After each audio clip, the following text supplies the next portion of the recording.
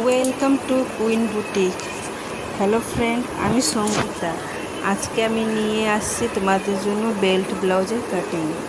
সবার প্রথমে আমরা আমাদের লেন্থটা নিয়ে নিব। যা লেন্থ থাকবে তার থেকে 1 ইঞ্চি বাড়ায় লম্বা মাপটা নিয়ে শোল্ডারটা নিয়ে নিব। তারপরে চেস্টের 4 ভাগের 1 ভাগটা নিয়ে প্লাস 1.5 ইঞ্চি বা 2 ইঞ্চি করে নিবা, যে যেরকম নাও।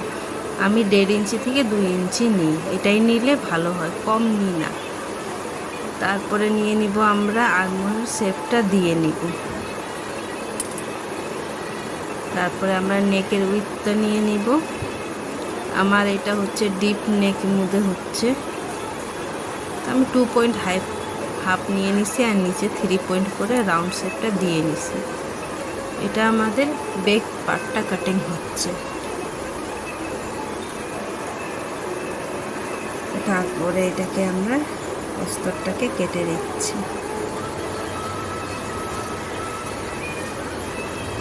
অস্তরটা আমার এটা কাটা হইলো, এবার আমরা এটা গলাটাও কেটে নিব।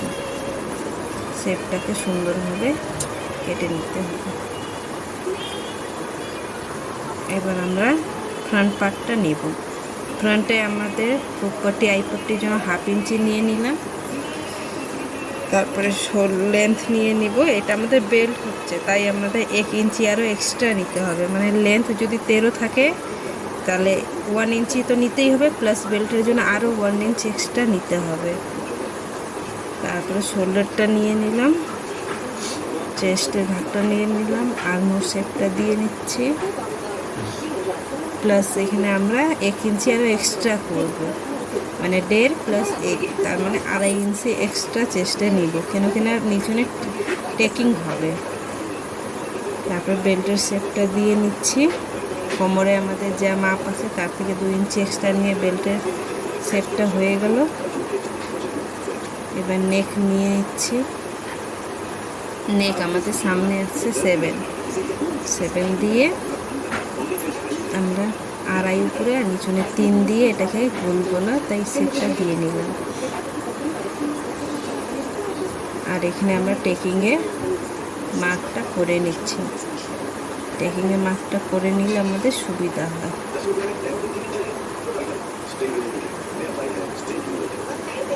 এবার এটাকে আমরা কেটে নিই।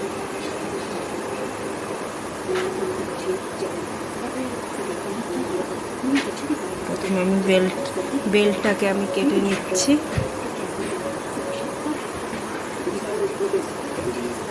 বেল্ট কাটা হইলে আমি উপরেরটাও কেটে নিচ্ছি।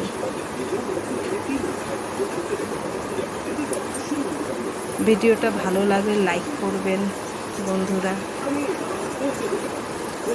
আমার চ্যানেলে যদি নতুন থাকেন তাহলে সাবস্ক্রাইব করে দিবেন আমাকে। এটা আমার কাটিংটা হয়ে গেল।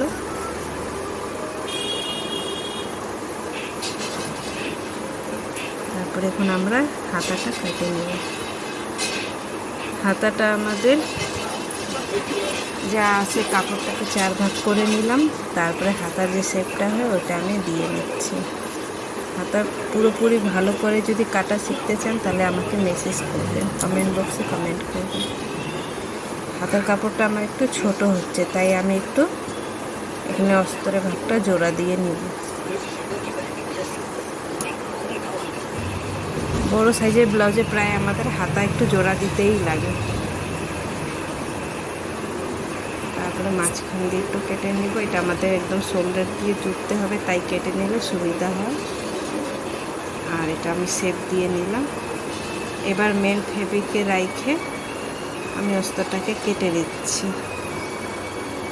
এইভাবে আমার মোটামুটি ব্লাউজের কাটিং হয়ে গেছে। এরপরে আমি এর স্টিচিং ভিডিওটাও নিয়ে আসবো।